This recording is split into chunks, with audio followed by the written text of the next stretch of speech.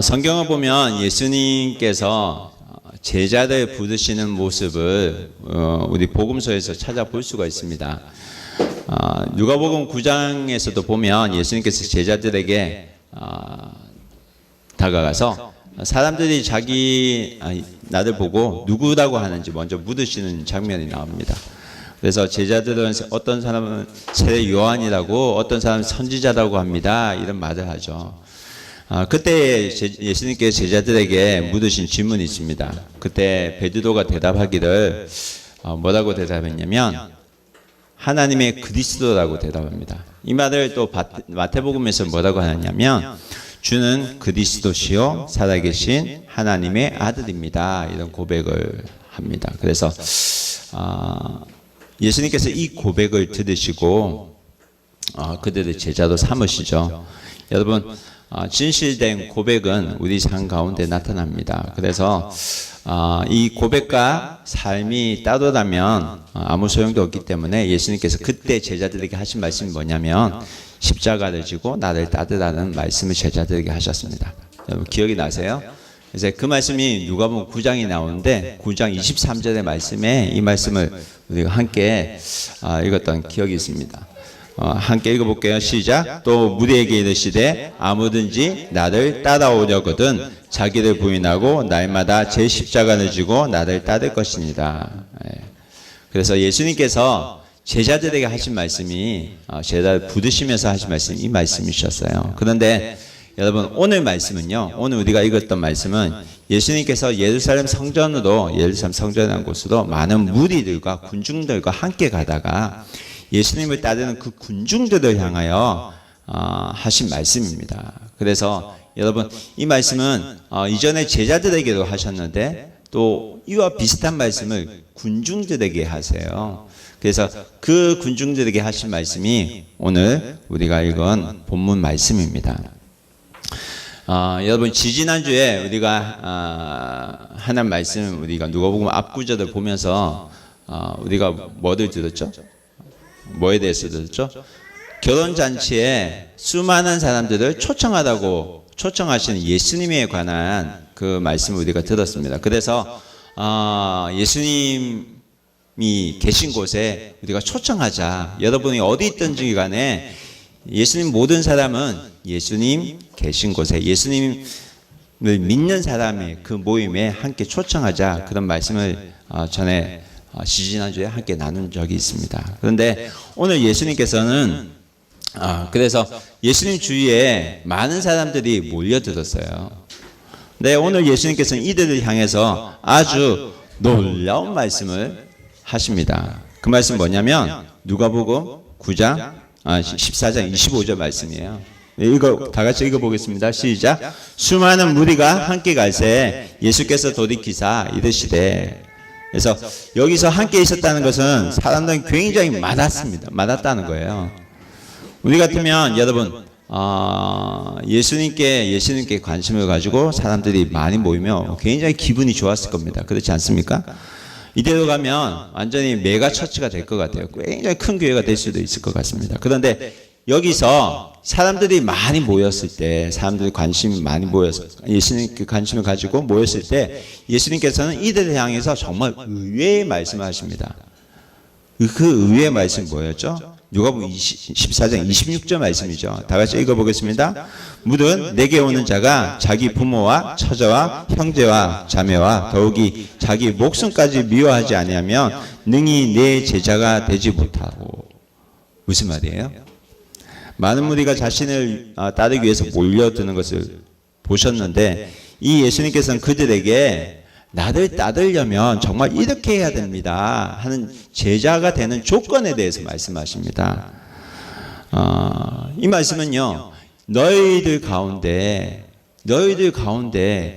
나에게 관심이 있어서 몰려든 너희들 가운데 반드시 이렇게 될 사람이 있다는 그 가능성에 대해서 말씀하신 거예요. 여러분 분명한 것은요, 예수님을 향해서 몰려든 사람들을 향해서 예수님께서는 제자로 살아갈 수 있도록 초청하셨다는 거예요. 너희가 제자로 살아갈 수 있다는 것에 대해서 분명하게 말씀하셨다는 겁니다. 그 제자는 어떤 사람이에요? 오늘 말씀을 보면 부모와 처자와 형제와 자매와 자기 목숨까지 미워하지 않으면 너희 내 제자가 되지 못하고. 무슨 말이에요? 관계도 포기하라는 거죠. 26절 말씀대로 누구든지 내게 오는 자는 자기 부모 형제 자매 그리고 자기 목숨까지 미워하지 않으면 내 제자가 되지 못한다고 예수님께서 말씀하셨어요. 이 말을 다른 말로 표현하면 예수님의 제자는 예수님을 따르기 위해서는 관계도 포기할 수 있는 사람을 말씀하신 거예요. 그래서 여러분 예수님께서 말씀하시는 제자는 관계 포기가 있어야 합니다. 관계 포기. 여러분 쉬울 것 같아요? 어렵죠. 여러분 다시 한번 이 관계를 포기하는 말씀은 사실 굉장히 우리가 처음 들었을 때 충격적인 말씀이에요. 어떻게 이렇게 말씀할 수 있지? 특별히 우리는 어느 문화권에서 자랐어요? 유교적인 문화권에서 살아왔잖아요. 그렇기 때문에 이 말씀에게는 아주 센 말씀이에요. 한국 사람뿐만 아니라 일본 사람에게도 있어서 관계도 포기해. 예수님을 따라가기 위해서 너는 관계도 포기해야 돼. 너 부모도 포기해야 되고 형제도 포기해야 되고 자식도 포기해야 돼. 이 말씀하면 누가 따라오겠어요? 굉장히 센 말씀이죠. 그런데 마태복음에 공간복음에 마태, 마가, 누가, 요한복음에 동일한 말씀이 있어요. 근데 마태복음에 이 말씀이 있습니다. 누가복음 10장, 마태복음 10장의 10장부터 34절부터 기록된 말씀인데 우리 다 같이 읽어보겠습니다. 내가 세상에 화평을 주러 온 줄로 생각하지 말라. 화평이 아니요 검을 주러 왔노라. 내가 온 것은 사람이 그 아버지와 딸이 어머니와 며느리가 시어머니와 불화하게 하려 함이니 사람의 원수가 자기 집안의 식구리라. 아버지나 어머니를 나보다 더 사랑하는 자는 내게 합당하지 아니하고 아들이나 딸을 나보다 더 사랑하는 자도 내게 합당치 않아. 여러분 더 하죠. 더 세죠. 여러분 예수님께서 이렇게까지 말씀하시는 이유가 무엇일까요?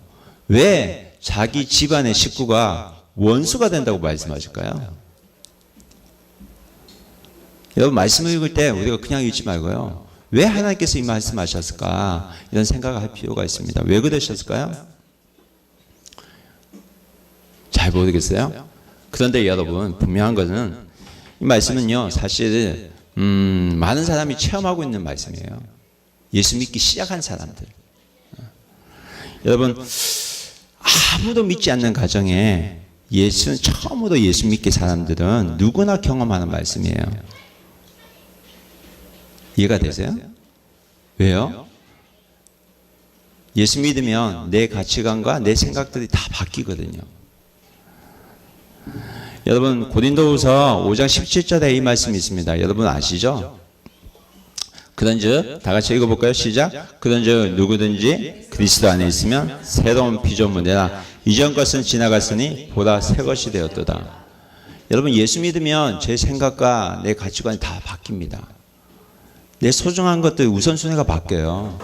그래서 주일날은 일요일이 되면 교회 가고 싶은 거예요. 근데 예수 믿지 않는 사람들은 이해가 안 돼요. 왜 가야 돼? 왜 가야 돼?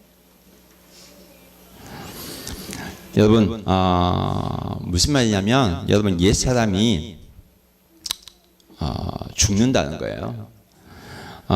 예수님 믿게 되면 우리가 예수님의 지배 아래 들어가게 됩니다. 그래서 내 안에 성령의 새 사람이 들어와요. 하나님께서 나를 새롭게 해주십니다. 그래서 여러분 예수 믿게 되면 내가 새로운 사람으로 바뀌어지는 겁니다. 그래서 예수 믿게 되면 사람이 바뀌어지기 때문에 예수 믿는 것 때문에 어려움도 당하고요.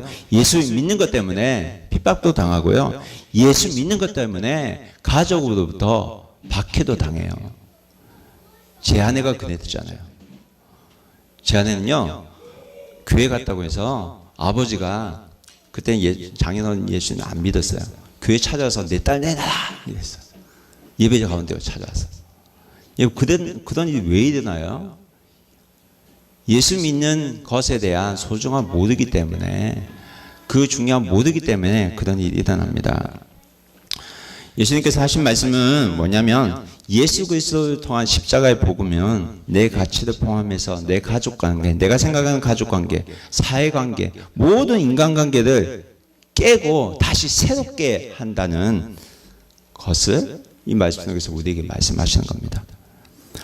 너희가 이때까지는 가족으로서 형제로서 그냥 좋은 관계다. 이 가족이 참 좋다. 이 관계가 좋다라고 생각했을지 모르지만 그 안에, 그 관계 안에 죄가 있다면, 죄가 들어있다면 그 관계를 내가 다 깨어버릴 것이다. 그래서 그 깨어버리고 다시 시작하겠다는 하나님의 음성입니다. 여러분, 아무리 친한 가족 관계라도요, 죄가 들어가면요, 그 관계가 어떻게 되는 줄 아세요? 관계가 아무리 친해도요, 피가 섞인 그 혈연 관계라도 죄가 들어가면 그 관계가 깨어져요. 어떤 죄가 있어요? 돈에 대한 욕심이 생겨보세요. 돈 때문에 어떻게 돼요? 부모와 자녀의 관계가 깨지죠. 형제 관계가 다 깨지죠. 여러분, 당시에는 바리새인들이 있었어요. 여러분, 누가복음 읽으면 바리새인 얘기 굉장히 많이 나옵니다. 그렇죠? 예수님께서 바리새인들에게 뭐라 하셨어요? 율법학자가 뭐라 하셨죠? 정신 좀 차리라고 했죠. 왜 그랬죠? 그들은요, 나만이 선택받은 민족이라는 생각이 있었어요. 예수 그리스도, 하나님을 믿는 믿음의 조상 아브라함의 피를 잇는 선택받은 민족이라는 그런 자신감을 가지고 있었어요. 그래서 그것에 의지해서 예수님을 받아들이지 않았죠. 여러분, 모태신앙이라고 해서 어릴 때부터 뱃속에부터 교회를 다녔다고 해서 안전하다는 것이 아니라는 겁니다. 옛날부터 교회 다녔다고 해서 혹은 내가 미션 스쿨을 다녔다고 해서 안전한 것이 아니라는 말씀이에요. 예수 그리스도 복음은 바로 나를 새롭게 하고요. 먼저 나를 새롭게 하고, 그리고 하나님과의 사이를 다시 새롭게 하고 화목하게 하고, 그리고 그 다음에 어떻게 하세요? 나와 내 이웃의 관계를 다시 재정립하게 하십니다. 하나님께서는 여러분, 우리를 하여금 실제로 가족과 원수가 되라고 그렇게 우리에게 권면하신 것이 아니라 예수님을 사랑한 것이 너무 강렬해서 가족을 사랑하는 것도 2차 순위로 밀린다는 말씀을 지금 하신 거예요. 그래서 여러분, 누가복음 14장 26절에 나오면 미워하다는 말이 있죠. 미워하다는 말. 원어로 정확하게 표현하면 덜 사랑하다는 표현입니다. 그래서 여기서 미워하지 아니하면 이라는 말은 미워해라는 말이 아니에요. 예수님 위해서라면 오늘 성경에서 말씀하고 있는 가족 형제들보다 더 우선해서 예수님을 따른 자가 진정한 제자이고 진정한 예수님을 믿는 사람이라는 말씀을 오늘 우리 통해서 이 말씀을 통해서 우리에게 하고 있는 것입니다. 여러분, 실제로 예수님을 한 사람이 믿고 나면 그 사람은요, 최초로 믿는 사람은 그 집안에서 가장 많은 어려움을 겪게 됩니다. 심지어는 집에서 쫓겨나기도 하고요, 형제들끼리도 예수 믿는 것 때문에 갈라지기도 해요. 저희 집안이 그랬습니다. 저희 집안은 굉장히 엄격한 유교 집안이었어요. 근데 저희 친할머니가 예수님 믿고 저희 집안에 시집을 오셨어요. 저희 할아버지가 남자만 형제가 4형제, 4형제인데 저희 할아버지가 장손이었어요. 할머니가 예수님 믿게 되자, 믿고 들어오자 저희 가정이 예수 믿기 시작합니다. 그래서 저희 집안이 예수 믿게 되면서 또 아버지가 예수 믿게 되면서 4형제 중에 저희 집안만 따돌림이 받게 돼요. 4형제 중에 그 가운데서 일본에 건너가셔서 부자가 되신 막내 할아버지가 지금도 살아 계세요. 거의 100살 가까이 되셨는데 이분이 저희 아버님에게 뭐라고 하셨는지 아세요? 예수님만 안 믿으면 내가 목욕탕을 차려줄게. 이 말을 했어요. 목욕탕을 줄게. 이 말이 뭐예요? 목욕탕하고 예수님하고 바꾸자는 거죠. 여러분, 옛날에는 목욕탕을 하면요 아주 편안한 생활을 할 줄 알았어요. 왜요? 앉아서 물 틀어놓고 앉아서 돈만 받으면 되잖아요. 저희 아버지가 노라고 하셨어요. 그 이후부터 여기서 말씀을 드리지 못하지만 예수님 믿지 않는 친척으로부터 많은 어려움을 겪었습니다.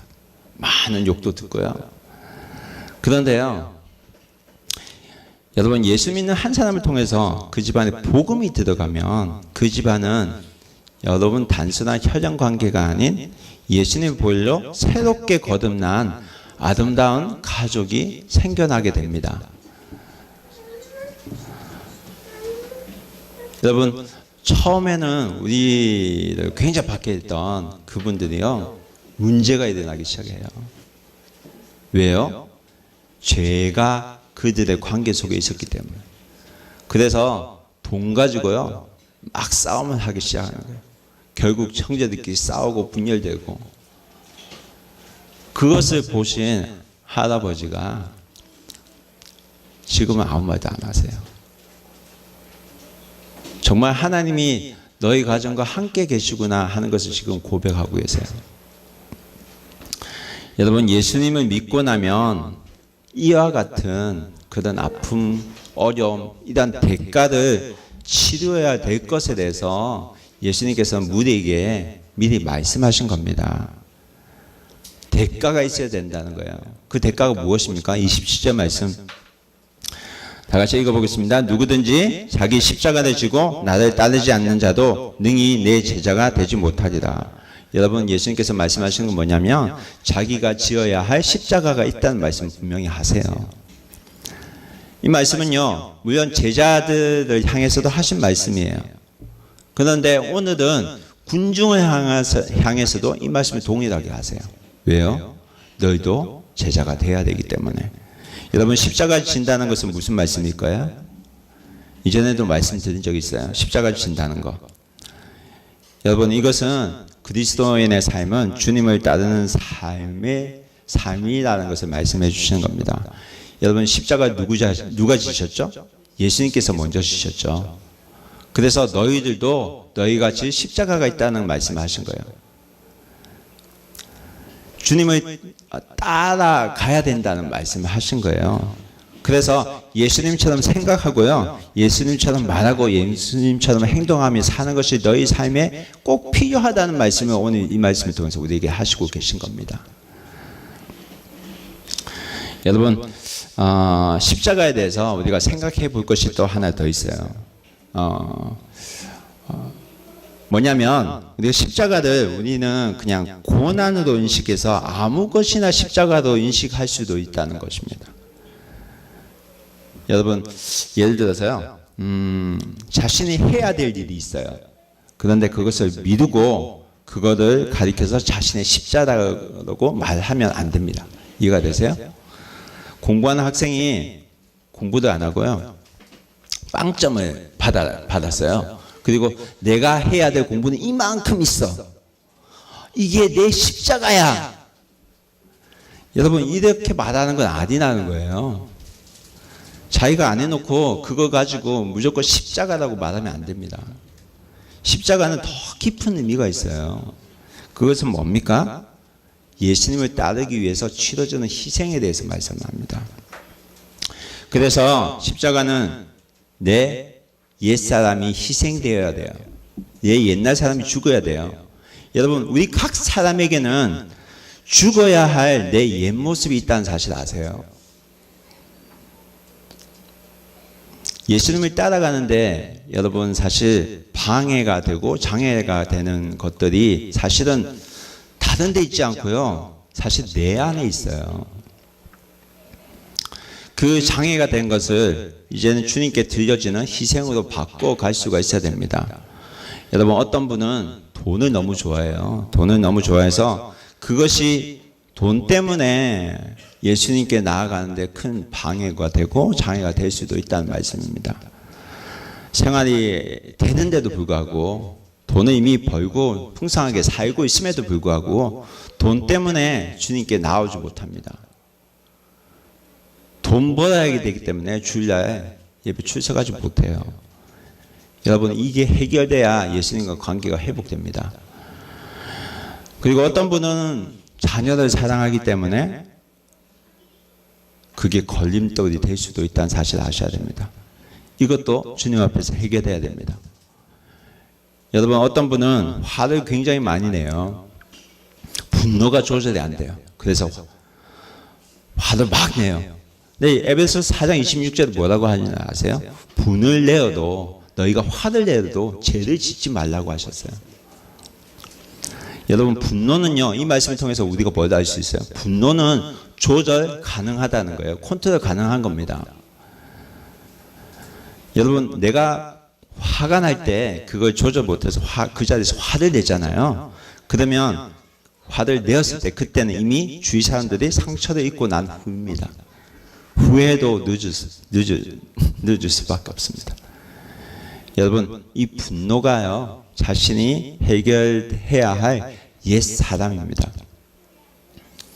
그리고요, 또 어떤 분은 상처를 잘 받아요. 왜 그렇게 상처를 잘 받는지 모르겠습니다.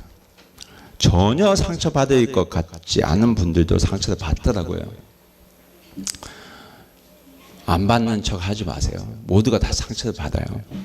제가요, 한국에서 청소년부 사역을 한 적이 있어요. 중고등부. 중고등부 사역을 하는데 아이들이 정말 상처를 잘 받더라고요. 설교를 조금만 길게 하면 설교 길었다고 삐지고요. 설교가 또 재미없으면 재미없다고 삐지고요. 그리고 제가 뭐 한 사람 손을 들어 이러잖아요. 손을 막 들어요.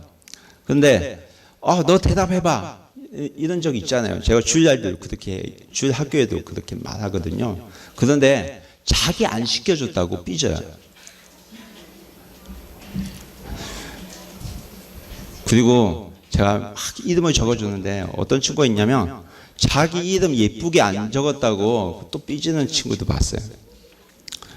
그리고 제가 이름을 잘못 불렀어요. 그랬더니 자기 이름 다른 사람 이름 불렀다고 삐지고, 정말 많이 삐지더라고요. 여러분, 중고등학생 되면 애들 정말 잘 삐져요. 부모님도 미리 알고 계세요. 그거 어떻게 감당하겠어요? 여러분, 청소년 사역을 제가 그만두고 이제 선교사로 왔거든요. 이제 그런 일은 없을 줄 알았어요. 그런데 일본이나 한국이나 다 똑같더라고요. 어른 목회를 시작하게 되는데 어른들은 더 하더라고요. 네. 여러분, 어른들도 얼마나 잘 삐지는 줄 아세요? 굉장히 잘 삐집니다. 제가 알게 된 사실은 교회 안에서 제가 뭔가를 시작하면 분명히 한 명은 꼭 상처를 받고 있다는 사실입니다. 여러분, 대답해 보세요. 왜 그렇게 상처를 잘 받으세요? 왜 그렇게 화를 잘 내세요? 여러분, 많은 이유가 있을 거예요. 많은 이유가 있겠지만 그 중에 결정적인 이유를 제가 알고 있어요. 결정적인 이유가 있어요. 왜 사람들이 화를 내고 왜 사람들이 상처를 받는 줄 아세요? 여러분, 잘 생각해 보세요. 내 마음이 머무는 곳에 상처가 잘 생깁니다. 내 마음이 머무는 곳에. 내 마음이 자꾸만 옛 사람에 머물러 있기 때문에 상처가 생긴다는 말입니다. 무슨 말이냐면, 여러분, 사춘기 아이들에게요, 중고등부 아이들에게 너 정말 못생겼다 이 말하면 이 친구 어떻게 되는 줄 아세요? 이 아이는요, 이 말 듣고 목숨을 끊으려고 할 수도 있어요. 왜요? 이 아이의 마음이 어디에 있다는 거예요? 외모에 있거든요. 외모에 머물러 있기 때문에 그 말을 들으면 상처를 받아요. 여러분, 정말 못생겼다 하는 말을 여러분 저에게 똑같이 실험해 보십시오. 김정준 목사 진짜 못생겼다. 솔직하게 말하면 뭐 김정 목사가 인물도 없잖아. 뭐 여러분 100번 얘기해 보세요. 제가 상처 받는지. 저는 이미 많이 들어왔어요. 예? 워낙 많이 들어서 그런가? 아닙니다. 여러분, 제 마음이 지금은 여기에 있지 않아요. 제 마음은 지금 제 외모에 머물러 있지 않아요. 사실 저보고 지금 와서 목사님 좀 잘생겼어요 이런 말 해도 사실은 그렇게 마음이 가지도 않아요. 왜 그런지 아세요? 이미 장가 갔거든요. 예.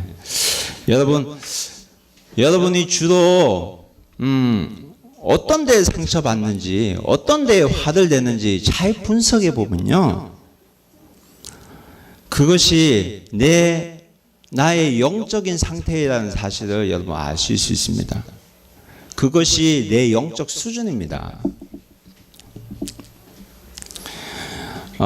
여러분, 옛사람이 새사람이 될 때 내 자존심이 깨어지는 시간이 필요합니다. 그리고 옛사람을 극복하고 새롭게 일어나는 것이 필요합니다. 그것이요, 십자가를 지는 길입니다. 우리가 평생 살아가면서 내 안에 뽑아야 될 옛사람의 잔재가 있습니다. 그것이 내 십자가입니다. 그래서 십자가는요, 결코 가볍지가 않습니다. 나에게는 가볍게 보여도 남에게 있어서는 절대 가볍지 않습니다. 그래서 무겁습니다. 우리 모두가 무거운 십자가를 다 지고 걷어가고 있어요. 그렇기 때문에 여러분, 우리는 서로를 위해서 기도해주고 또 서로를 위해 중보해줄 필요가 있습니다. 여러분, 누가복음 9장 23절 기억하시죠? 기억하십니까? 이 말씀 읽어보겠습니다. 또 무리에게 이르시되 아무든지 나를 따라오려거든 자기를 부인하고 날마다 제 십자가를 지고 나를 따를 것이니라. 여러분, 그리스도인들이 지고 가는 십자가는 예외가 없어요. 예수님께서 뭐라고 말씀하셨냐면 아무든지 나를 따라오려거든, 아무든지 말이라는 속에는 예외가 없다는 말입니다. 모든 사람이 다 십자가 있다는 말이에요. 여러분, 다른 사람의 십자가 보지 마시고 먼저 자신의 십자가 보셔야 됩니다. 다른 사람의 십자가는 가볍고 자신의 십자가는 무거운 것이 아닙니다. 여러분, 저 사람 부자니까 십자가 없을 거야, 저 사람 잘 사니까 십자가 없을 거야, 저 사람은 학벌이 좋으니까 십자가 없을 거야. 여러분, 절대 아닙니다. 십자가가 없는 사람은 아무도 없습니다. 편안하게 십자가를 지고 가는 사람 아무도 없어요. 사랑하는 여러분, 편한 길은 없습니다. 아무도 편하게 살지 않아요. 저도 힘들게 살아요. 막 이 얘기는 너무 많이 듣거든요. 여러분, 편안하게 주님 믿고 따르기를 바라지 마십시오. 결코 그런 일은 없습니다. 성경 말씀합니다. 날마다 제 십자가를 지고 나를 따를 것입니다. 그래서 여러분, 사도 바울도 이런 고백을 했어요. 갈라디아서 2장 20절. 잘한 말씀이죠? 읽어보겠습니다. 내가 그리스도와 함께 십자가에 못 박였나니 그런즉 이제 내가 사는 것이 아니요 오직 내 안에서 그리스도께서 사시는 것이다. 이제 내가 육체가 있는데 사는 것은 나를 사랑하사 나를 위하여 자기 자신을 버리신 하나님의 아들을 믿는 믿음 안에서 사는 것이다. 여러분, 갈라디아서는 누가 기록했죠? 바울입니다. 바울은 십자가에 날마다 자신을 못 박고 살았다고 고백하고 있습니다. 그리고 바울은 하나님의 아들을 믿는 그 믿음 안에서 내가 살았다고 고백합니다. 여러분, 바울의 관심과 바울의 마음이 머무는 곳은 어디였습니까? 바로 예수님 아니거든요. 바로 하나님 아니었다는 사실입니다. 바로 하나님 나라였고 하나님 복음을 증거하는 데 그는 최선을 다했습니다. 그래서 여러분, 바울은 감옥에 살아도 전혀 상처를 받지 않고요, 전혀 불편함이 없었습니다. 환경이 중요하지 않았어요. 여러분, 옛 사람을 죽이는 것에 대해서 너무나 어려워하지 마십시오. 왜냐하면요, 옛 사람은 죽지만 이제 그리스도께서 나와 함께 사시기 때문입니다. 여러분, 옛 사람을 죽이는데도 사실 내 힘으로 죽일 수가 없어요. 아무리 죽이려고 해보세요. 힘들어요. 왜 그런지 아세요? 내 힘으로 하려고 하니까. 그래서 각자가 가지고 있는 문제들을 어떻게 해야 되냐면 십자가 앞에 내려놓고 해결해야 합니다. 내 힘으로 할 수 없기 때문에 십자가 앞에 내려놓고 해결해 달라고 해야 됩니다. 하나님, 이것을 이길 수 있는 힘을 달라고 우리가 기도해야 됩니다. 그러면요, 예수 그리스도의 보혈이 여러분 덮으실 겁니다. 여러분, 죄의 대가는요, 이미 예수님께서 십자가 위에서 이미 지불하셨어요. 그렇지만 이 땅에서 우리가 살아가는 동안은 우리가 옛 모습을 그대로 가지고 있기 때문에 우리가 지불해야 될 대가는 남아있다는 사실입니다. 그래서 예수님의 제자가 되기 위해서 우리 주님께서 말씀하시기를 대가를 치르라고 분명히 말씀하십니다. 어떤 대가입니까? 28절부터 30절 말씀, 우리 다 같이 읽어볼게요. 시작. 너희 중에 누가 망대를 세우고자 할진대 자기의 가진 것이 준공하기까지에 족할런지 먼저 앉아 그 비용을 계산하지 않겠느냐. 29절. 그렇게 아니하여 그 기초만 쌓고 능히 이루지 못하면 보는 자가 다 비웃어 이르되 이 사람이 공사를 시작하고 능히 이루지 못하였다 하리라. 아멘. 여러분, 이 말이 무슨 말이죠? 여러분, 길을 가다 보면 가끔씩 공사를 하다가 만 건물이 본 적이 있어요? 여러분, 그 건물을 보면 여러분 뭐라고 합니까? 공사를 계속하면 아무 말 하지 않지만 여러분, 공사가 완전히 그만두면 사람들이 그 건물 두고 뭐라고 하죠? 욕하죠. 안 좋은 말 하죠. 왜? 건물을 짓다가 왜 마냐? 왜 저렇게 흉측하게 남겨뒀지? 이런 말 하지 않아요? 예수님께서 지금 하신 말씀이 바로 그 말씀이에요. 망대를 세우는 사람이 있으면, 탑을 쌓는 사람이 있으면 그 사람이 먼저 얼마나 비용이 들고 철저히 계산해보고 준비해서 시작해야지, 준비 없이 그냥 시작하면 결국 사람들이 비웃음을 산다는 말입니다. 여러분, 주님을 따르는 제자의 삶이 바로 망대를 세우는 것, 탑을 세우는 것과 동일하다는 말씀입니다. 그래서 이 일은요, 금방 끝나는 것이 아니라 굉장히 시간이 걸린다는 거예요. 어떻게 보면 평생 공사를 치러야 되는 그런 대가가 있어야 될 것에 대해서 우리에게 말씀하시는 겁니다. 그 대가가 무엇일까요, 여러분? 어떤 공사를 치러야 될까요? 그 공사는 무엇일까요? 바로 믿음으로 사는 삶을 말합니다. 여러분, 우리가 저 보세요. 예수를 믿기로 마음을 먹고 시작하잖아요. 그러면 저절로 제자가 되어지는 것이 아니라는 겁니다.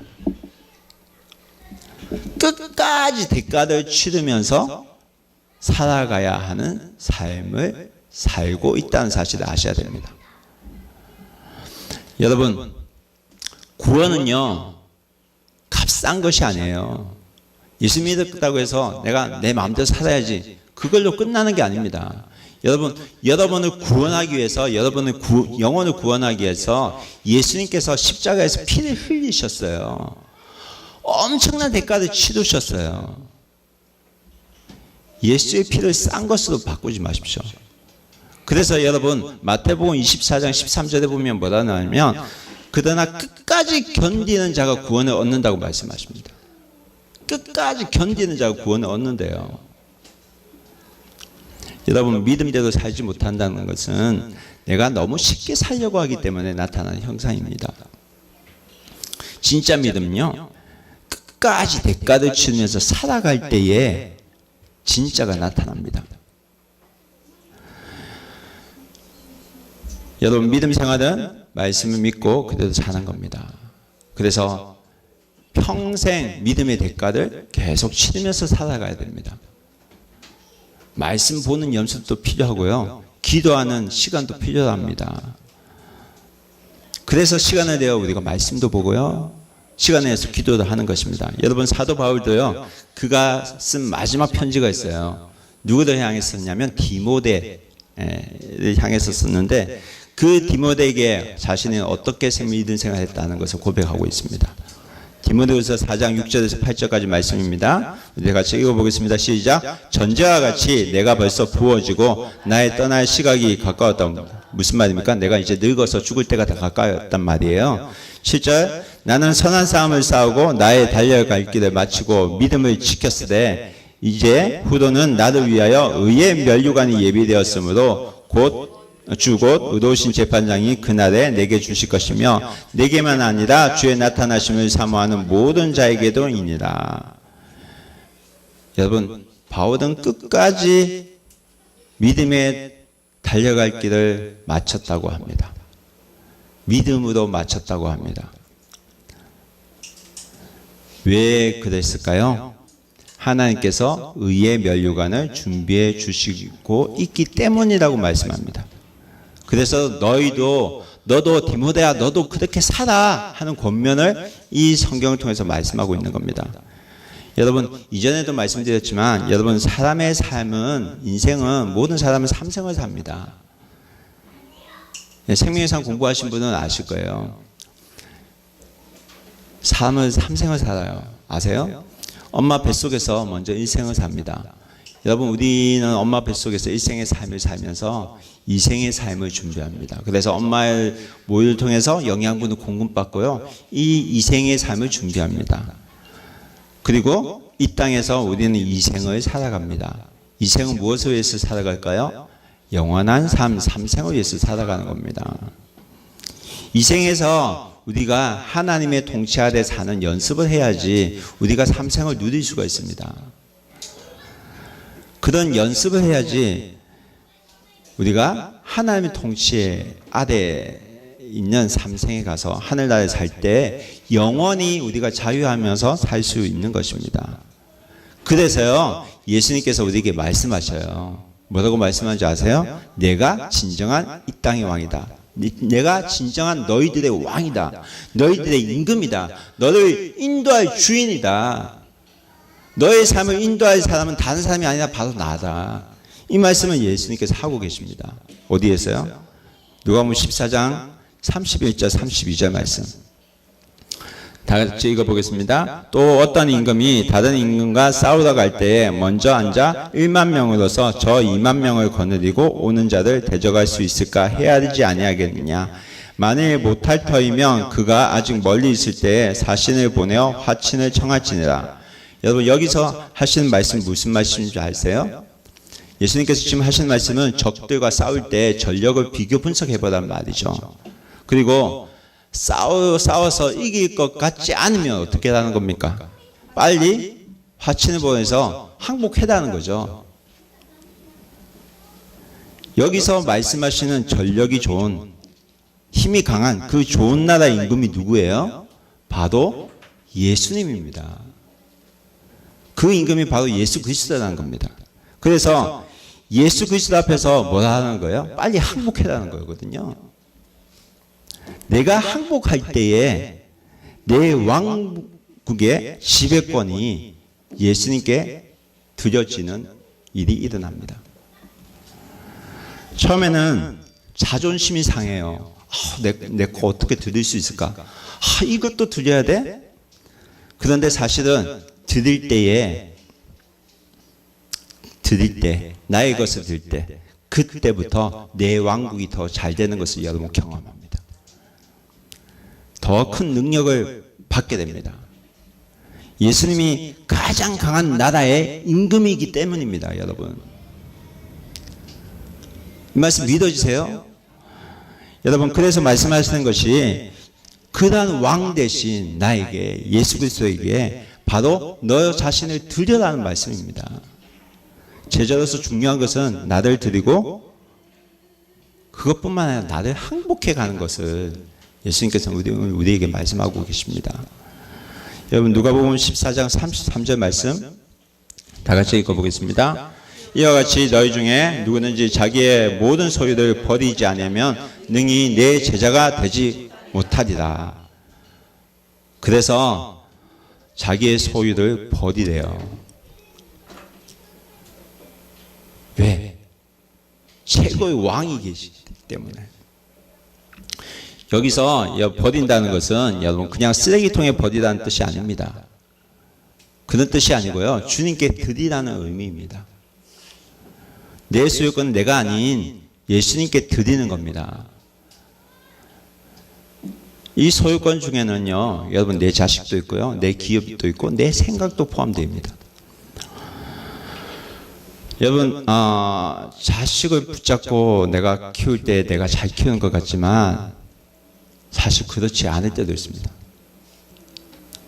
오히려 자식에게 내가 짐이 될 수 있다는 사실을 아셔야 됩니다. 내가 키운다는 생각을 내려놓고 하나님께 드려야 자식이 잘 됩니다. 여러분 기업도 하나님께 내 기업을 맡길 때 그 기업이 하나님의 손에 의해서 보호를 받는다는 사실을 아셔야 됩니다. 내 생각의 지배권을 예수님께 드리는 것은 내가 내 생각을 잃어버린 것이 아니라 오히려 대박 나는 겁니다. 그래서 매일 예수님께 항복하는 것이 중요합니다. 그래서 예수님의 제자는요, 주일뿐만 아니라 월요일부터 토요일까지 내 삶의 모든 용력을 토막을 내어서 주님께 드리는 사람입니다. 여러분, 이렇게 사는 사람의 특징이 있어요. 자기의 소유를 드리는 사람의 특징이 있습니다. 뭘까요? 내 가진 소유에 집착하지 않는다는 겁니다.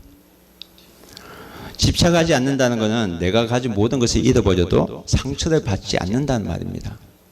그렇지 않아요? 그것 없이 내가 못 산다고 징징거리지 않고 떼쓰지 않는다는 거예요. 여러분 파인애플 스토리를 아십니까? 파인애플 스토리. 굉장히 얇은 책이에요. 근데 이 파인애플 스토리는 선교사의 이야기입니다. 뉴기니아 섬에 오토 코닝이라는 선교사님이 파인애플을 가지고 들어오게 되면서 시작되는 선교 이야기입니다. 파인애플 왜 가져왔냐면 선교사 가정도 먹고 마을 사람들에게 신선한 과일을 주기 위해서 파인애플을 가지고 와서 그 땅에서 지배를 했어요. 이런 파인애플은 자라는데 몇 년 걸린지 아세요? 3년 걸린다고 합니다.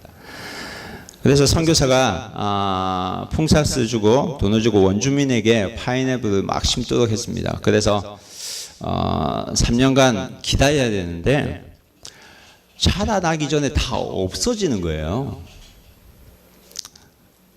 뭐예요? 누가 가져갔을까요? 누가 가져간 것 같아요? 개가 가져갔을까요? 원주민이 가져갔잖아요. 내가 너희들 위해서 나도 먹고 너희들 위해서 심었는데 일을 시켰더니 같이 먹자고 일을 시켰더니 이 사람들이 몰래 훔쳐가는 거예요. 그래서 화가 나서 감히 내 파인애플 먹어? 그래서 이에는 이, 눈에는 눈 이렇게 대응하기 위해서 이 사람 병원도 운영했는데 병원문도 운영하지 않고 열지 않고 아픈 사람도 치유하지 않았어요. 그러니까 하나님께서 선교사님에게 이런 말씀을 하셨다는 거예요. 야, 너 여기에 뭐하러 왔니? 파인애플 먹으러 왔니? 이 선교사님이 이 하나님의 음성을 듣고요, 회개하고 말씀 묵상 중에 내 소유를 버리지 않으면 능히 내 제자가 되지 못하리라는 말씀에 응답해서 주님, 이 파인애플은 주님 겁니다. 하나님 겁니다. 라고 고백하고 주님의 밭이니까, 하나님의 밭이니까 하나님께서 갖고 달라고 기도하여 합니다. 그러면서 자신의 소유권을 내려놓습니다. 자기의 권리를 포기한 것입니다. 이후에 어떻게 됐을까요? 파인애플은 계속 도둑을 맞았어요. 그런데 이 선교사는 전혀 화를 내지 않는 거예요. 이전에는 파인애플 훔쳐간다고 화를 냈는데 화를 내지 않으니까 원주민이 궁금한 거예요. 그래서 어느 날 이 원주민이 찾아왔어요. 그래서 묻었어요. 선교사님, 왜 요 사이에는 화를 안 내세요? 그랬더니 이제는 이 선교사님이 이 파인애플은 이제 내 거 아니다, 이 말을 한 거예요. 그럼 누구 거예요? 하나님 거야. 이제는 하나님 것이다. 내가 하나님께 다 드렸다, 이런 말을 해요. 그랬더니 이 원주민이 하나님 거요? 그러면 이제까지 우리가 하나님의 파인애플 도둑질 한 거네요? 그랬더니 선교사님 그렇다라고 대답했다고 합니다. 그랬더니 마을족장이 찾아왔어요. 자기들이 가만히 생각해 보니까 최근에 아이들도 아프고 낚시를 하다가도 낚시도 안 되고 고기도 안 잡히고 하는 것들이 다 하나님의 파인애플을 내가 훔쳐먹어서 그런 것 같다는 거예요. 그래서 앞으로는 훔쳐먹지 않겠다는 겁니다. 그래서 이 선교사님 당신네들 알아서 하라고 했더니 안 훔쳐가더라는 겁니다. 그때 이후부터는 선교사님이 허락하지 않으면 하나도 없어지지 않았고 그때부터 신기하게 선교가 되더라는 겁니다. 여러분, 우리가 여기서 무엇을 배울 수 있을까요? 우리도 예수님 믿으면서도요, 예수님 믿으면서 우리가 꽉 쥐고 있는 파인애플이 있다는 사실입니다. 이건 주님께 절대 드릴 수 없어요 하는 파인애플을 다 한 가지 가지고 있다는 거예요. 그것은요, 내 취미생활일 수도 있고 내 자식일 수도 있고 어떤 사업일 수도 있는데 이것을 하나님께서 온전히 지배하도록 내가 항복하면 여러분, 하나님께서 그것을 사용하신다는 것입니다. 그렇기 때문에 우리가 가져야 할 의식이 뭐냐면 바로 정직이 의식입니다. 정직이 의식. 정직이 의식은 뭐예요? 내게 아니라는 거죠. 나는 관리자일 뿐이라는 겁니다. 내 것이 아니라 하나님 것이기 때문에 우리는 이 땅에서 그것을 누리지만, 이 땅의 세상 사람들 누리는 것도 우리가 누리지만 거기에 집착하지 않는다는 겁니다. 그래서 여러분, 내가 차도 타고 집도 있고요, 하지만 다 없어져도 사실은 상관이 없다는 겁니다. 누가 나를 공격해도 내 것이 아니기 때문에, 주님을 공격하는 것이 나를 공격하는 것이 아니기 때문에 상관없다는 겁니다. 내 지배권을 주님께 드리는 겁니다. 여러분, 예수님의 제자는 이렇게 누리면서도 집착하지 않는 자가 예수님의 제자입니다. 여러분, 아브라함이 하나님께서 왜 그들 믿음의 조상으로 세워주셨는지 아세요? 여러분, 하나님께서 이스라엘 민족을 처음부터 택한 것이 아닙니다. 하나님께서 찾으신 것은요, 믿음의 한 사람을 찾으신 거예요. 믿음을 가지고 사는 한 사람을 찾으신 겁니다. 아브라함이 한 것이 있죠. 사랑하는 아들 독자 이삭을 제단에 바치기까지 했던 사람이 바로 아브라함이었습니다.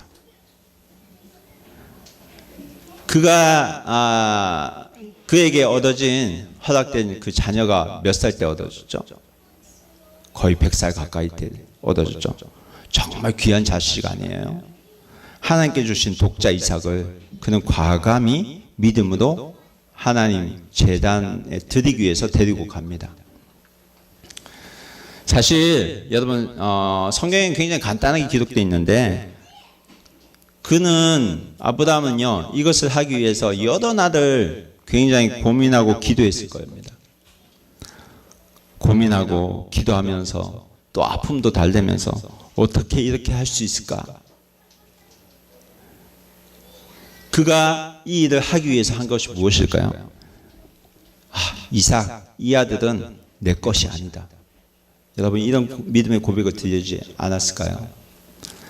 매일 이 아들은 내 것이 아니다, 이 이삭은 내 것이 아니다, 이런 말을 계속 기도하면서 그가 외치지 않았을까요? 그래서 하나님 위해서라면 내 가장 사랑하는 것도 내가 하나님께 드리겠다고 그런 고백을 하고 결심하고 눈물로서 모리아산에서 아들을 제단 위에 놓고 칼을 꺼내듭니다. 그때 하나님께서 그만두게 하시죠. 그리고 하나님께서 예비하신 양을 통해서 하나님께 제사를 드리게 하십니다. 하나님께서는 그 믿음의 순종을 보신 겁니다, 여러분. 하나님의 명령에 복종해서 외아들 이삭을 하나님께 영광을 돌리기 위해서 모든 것을 드렸던 그 아브라함의 믿음, 내 소유가 아닙니다, 하나님의 소유입니다 하는 그 믿음의 고백을 드렸던 그 아브라함이었기 때문에 아브라함의 믿음의 조상이 된 것입니다. 여러분, 아브라함은요 절대 자식에 집착하지 않았습니다. 이 이후로 아브라함은 자기의 뜻대로 여러분 이삭을 키우지 않았을 겁니다. 청지기로서 하나님께서 맡겨주신 자녀이기 때문에, 맡겨주신 사람이기 때문에 이 맡겨주신 자녀를 믿음으로 키웠고, 그래서 믿음으로 이삭을 키웠고 믿음으로 키웠기 때문에 하늘에 허다한 별 같은 무수한 후손이 이를 통해서 생겨나게 된 것입니다. 여러분, 내 소유권을 드린 제자는 청지기와 같이 그 짐이 가벼워질 수밖에 없습니다. 그렇기 때문에 하나님께 올인할 수가 있습니다. 돈을 벌어도요 돈에 매여 살지 않습니다. 정말 가볍게 살 수 있습니다. 왜요? 하나님께 드렸기 때문에. 여러분, 내 소유에 집착하지 않고 주님께 항복할 때에 우리가 비로소 예수님의 제자가 됩니다. 누가복음 14장 34절 35절 말씀을 읽겠습니다. 시작. 소금이 좋은 것이나 소금도 만일 그 맛을 잃으면 무엇으로 짜게 하리요? 땅에도 거둠에도 쓸데없이 내어버리니라. 들을 귀가 있는 자는 들을지어다 하시니라. 여러분, 제대로 된 제자는 어떤 제자라고요? 소금과도 같은 제자라고 말씀하신 겁니다. 여러분, 팔레스타인 지방에서 생산되는 소금에는 굉장히 불순물이 많이 섞여져 있어서 이것을 걸러서 사용한다고 합니다. 이때 걸려진 불순물은 소금처럼 생겼지만 아무런 짠맛도 내지 못한다고 합니다. 그래서 이런 것들은 길가에 버려서 사람들에게 밟히곤 했다고 합니다. 여러분, 소금이 소금 맛을 내지 못하면 소금이 아닙니다. 그렇죠? 소금같이 보여도 소금 맛을 내지 못하면 그건 소금의 역할을 하지 못합니다. 이 말은 무슨 말이죠? 가짜 소금이 되지 말라는 겁니다. 2% 부족해도 된다는 말이 아니거든요. 기왕 소금이 됐으면 진짜 소금이 되란 말입니다. 기가 있으면 제발 들으라고 말씀합니다. 여러분, 우리는 약하기 때문에 자꾸 예수님의 수준을 우리 수준으로 내리려고 합니다. 우리가 약하기 때문에 여러분, 예수님 수준을 내려서는 안 됩니다. 여러분, 그 수준은 예수님께서 우리 수준을 예수님 수준을 높여주는 것이지 내 수준으로 끌어내는 것이 아닙니다. 여러분, 교회 수준을 내 수준으로 끌어내려서는 안 됩니다. 여러분, 강인선이라는 분이 적은 책이 있어요. 하버드 스타일이라는 책을 적었어요. 이거 보신 적 있었어요? 있어요? 네, 저희 집에 있어요. 네. 여러분, 강인선한 분이 어떤 분이에요? 서울대 외교학과 졸업한 분이죠. 그리고 대학원도 졸업하고 조선일보 입사해서 10년 동안 일하고 다시 공부하려는 생각으로 하버드대에 들어갔다고 합니다. 근데 그가 거기서 깜짝 놀라요. 왜 깜짝 놀라요? 학생 시절에 나는 어느 정도 열심히 공부했다고 한 편이라고 자신했는데 하버드에 들어가니까 전혀 통하지 않더라는 거예요. 그가 책 속에서 뭐라고 하는지 아세요? 이제까지 자기가 해온 공부는 공부가 아니라는 거예요.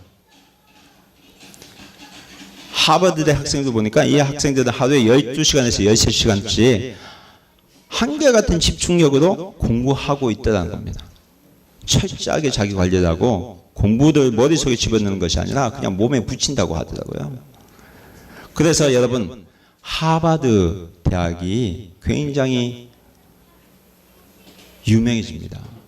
왜요? 학생들을 그런 수준으로 계속 유지시키기 때문에. 그래서 하버드 대학은 학문적 우수함에 많은 짝퉁이 생겨난대요. 그래서 하버드 학원, 하버드 어학원, 막 이런 게 생겨나더래요. 특히 동남아에서. 그래서 하버드대가 뭐 하는 줄 아세요? 이런 짝퉁이 생겨나지 않도록 하버드 대학에서는 하버드를 도역하는 이름을 쓸 수 없도록 이런 것도 철저하게 관리한다고 합니다. 그래도 고소하고 한대요. 소송 걸고 한대요. 여러분, 하버드 대학이 그 명성을 유지하는 데는 바로 그 수준을 내리지 않는 거기에 있습니다. 여러분, 저는요, 교회도 동일하다고 봅니다. 교회도 짝퉁 교회가 되어서는 안 된다고 생각합니다. 교회는요, 예수 그리스도 수준을 그대로 유지할 수 있어야지 교회의 역할을 할 수 있다고 생각합니다. 레위기 11장에 하나님께서 하신 말씀이 뭐냐면, 내가 거룩하니 너희도 거룩하라 말씀하십니다. 베드로전서 1장에도 그 말씀하세요. 여러분, 교회는요, 하나님께서 말씀하신 그 거룩의 수준을 유지해야 교회가 될 수 있습니다. 그래야지요, 세상이 교회의 매력을 가질 수 있습니다. 여러분, 우리가요, 매주 목장 나눔을 하는데, 여러분, 목장에서의 나눔과 예수 믿지 않는 분들과의 그런 나눔의 차이를 아시겠어요? 여러분, 목장에서 삶나무 보세요. 세상 사람들의 나눔과 같은지. 왜요? 어떤 차이가 있어요? 여러분, 그곳에는요, 예수님께서 보여주신 섬김이 있고요, 그곳에는 말씀으로 살아가는 형제 자매들의 나눔이 있기 때문이에요. 진짜 예수님 제자들이 모인 곳이 사실 진짜 교회가 됩니다. 그렇지 않아요? 가짜들이 모인 교회가 진짜 교회가 될까요? 아니죠. 진짜가 모여야 진짜 교회가 되는 겁니다.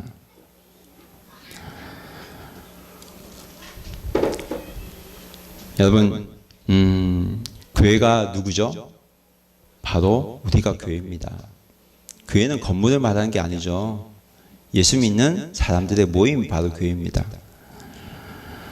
여러분, 이 세상을 변화시키는 것은 믿음 없이 그냥 종교의식을 하는 사람을 통해서가 아닙니다. 내 삶을 통해서 예수님이 드러나고, 내 삶을 통해서 하나님 말씀이 드러나는 사람들로 인해서 이 교회가 이 세상을 변화시킵니다. 여러분, 후쿠오카에서 그런 교회가 저희 교회가 되었으면 좋겠습니다. 이 일을 위해서 하나님께서 후쿠오카에서 우리를 부르셨다고 생각합니다.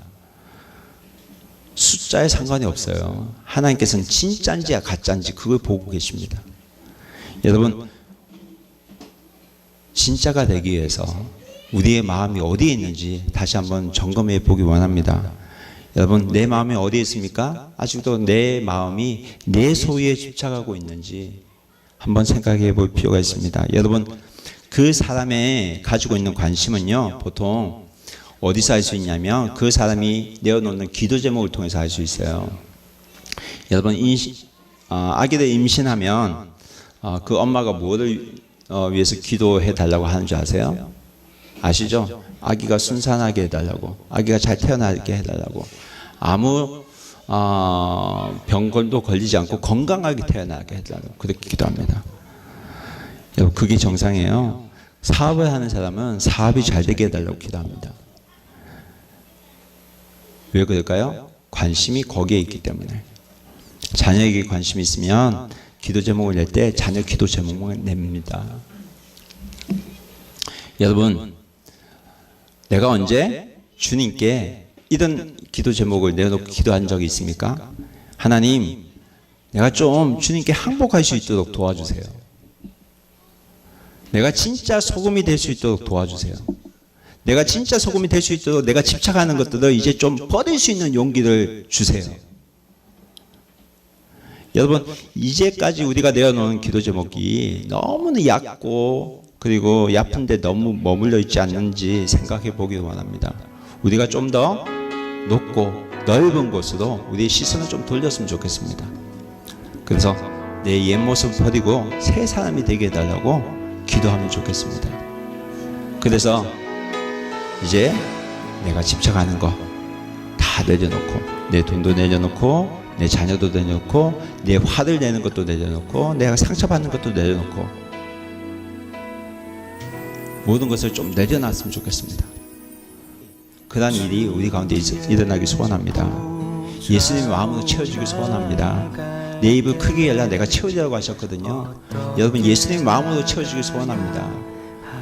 이제는 하나님 은혜 앞에 우리가 더 담대하게 더 큰 거 바라보고 하나님의 영광 기쁨을 위해서 내 가슴이 뛰는 그단일에 내 마음을 쏟기를 원합니다. 그러한 제자가 되기를 다 주님의 이름으로 축원합니다. 우리 다 함께 기도하겠습니다.